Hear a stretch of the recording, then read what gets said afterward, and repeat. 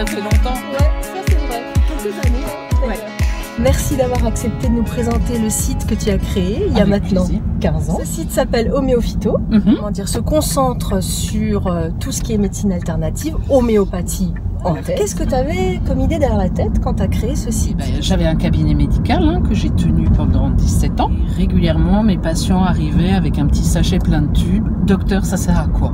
Donc j'ai fait des petites fiches. Et... Donc pour qu'ils comprennent, qu'ils sachent comment se servir de l'homéopathie. Même qu'ils aient conscience de ce qu'ils prennent, parce qu'autant pour un médicament lambda qui est enregistré, ce qu'on appelle un RCP dans la boîte du médicament, où tu as les contre-indications, les propriétés, enfin une synthèse de ce qu'il y a dedans et de ce qu'il y a à quoi il sert, le médicament. Etc. Quel est le type d'article que les gens typiquement vont chercher sur ton site Homéophyto? Les fiches médicaments.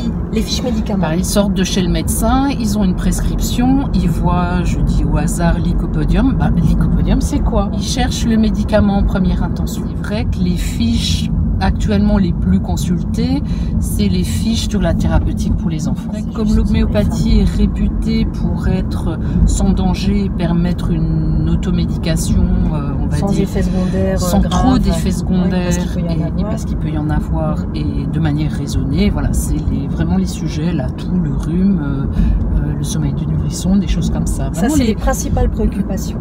Voilà, parce que les mamans sont un peu perdues en sortant de la maternité.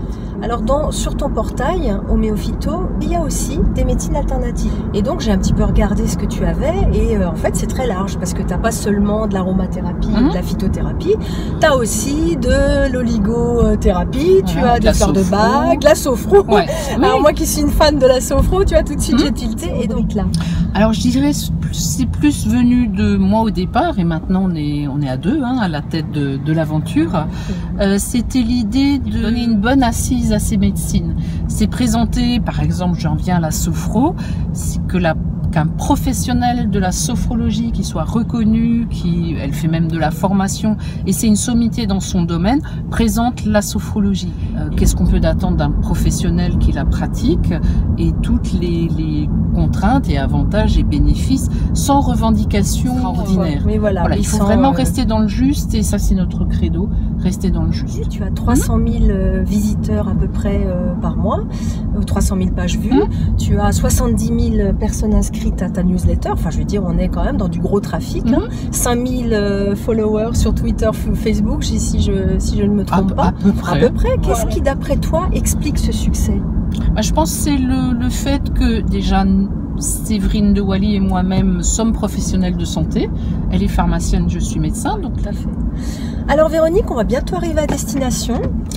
On va vers le soleil, t'as vu ça? Oui. Il est là. Donc, est-ce que tu veux encore nous faire peut-être une petite citation? Alors je dirais qu'à l'époque où on parle de plus en plus d'écologie quand même, on prend conscience qu'il serait peut-être temps de faire la même chose pour notre santé. Les médecines complémentaires, si elles peuvent avoir une finalité, c'est de permettre une approche écologique de sa santé. Je te remercie beaucoup Véronique. Merci infiniment. À bientôt.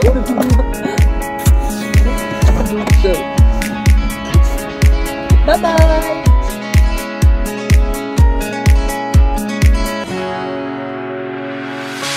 The sun lays so brightly.